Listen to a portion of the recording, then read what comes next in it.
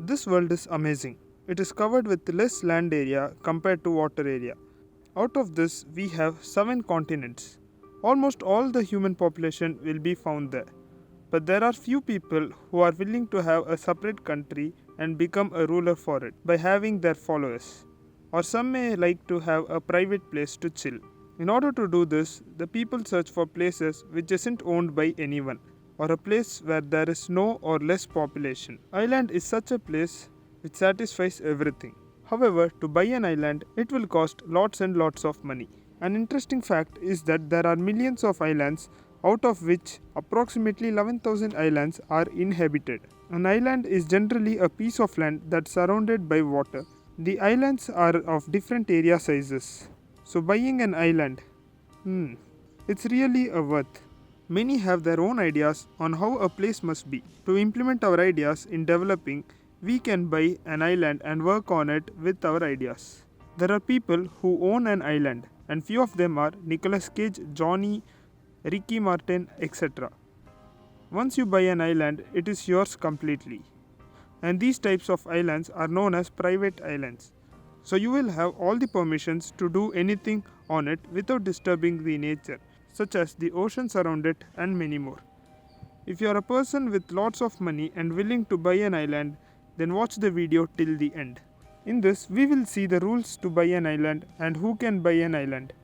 Let's first see how to buy an island. The first step is we decide what kind of island will suit you. To decide that, we need to have a basic idea on what we are about to do with that. We must be able to know what we will build or purpose of buying an island. If you need a beach with one small room to chill, then few acres is enough.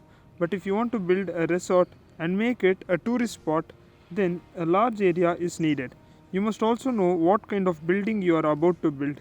You must make sure that the land will be suitable to have the buildings you are planning with.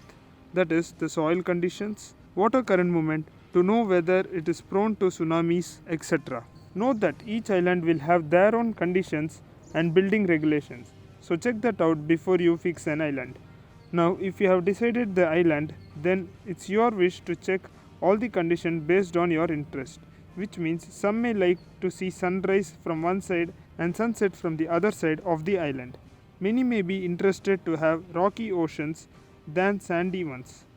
All these comes under the interests. If you have decided two or three, then select one based on your interest. That is, which one will satisfy your interests out of the other islands. Now, once we sort out our interests, then we must be able to select a proper location. Now, location is one of the major factors. The climate is highly recommended one to be noted. Before buying, make a review and watch out the changes for an year. This gives us a clear idea on the changes. Make note any sudden natural disasters that had occurred in the past. If you are about to buy, then don't forget to note the distance to the nearest well civilized place. This is for the emergency cases and for supplies, if any needed. So it's better to pick a location near to a civilized area and make it a tourist spot which will help us make money and help the people to also visit easily. Then, if everything is set, finalize your budget and check whether it's worth investing on the specific island. Most of the banks doesn't finance money for islands, so get into the investment if you are only affordable with it. If your island is near to a civilized area, then the construction costs will be less. So it's better to start even construction as soon as you buy. This helps you to decide the exact money that will be needed. Do keep in mind that just like other houses, even islands need to be maintained. Further, travel costs will also be added up. So even think these before buying an island. After buying an island, the work won't be over. We must make at least the basic infrastructure. This basic may cost more as there is a travel charge for what we buy. The basic utilities are solar panel for electricity, purifier for the purification of ocean water to make it as a drinking water. So the buyer must consider all these before they buy an island. Even the cell reception and cables may cause an issue, but this will be sorted in the upcoming years using the Starlink project of Elon Musk. To watch what and how, click the I button. Then we need to even invest on basic transport utilities like boats, cars, etc. Before spending the money, decide how much time you will be spending there in the island. if it is a tourist spot, you can spend, as we get profit out of it again. While buying, check even the water depth surrounded by the island. If it is too shallow, make a study of water rise of the past years before you buy. Don't forget to look out for the existing infrastructure and environmental restrictions. If the island you are about to buy have any buildings built long time ago, then study how it is built. This helps for the better construction in future.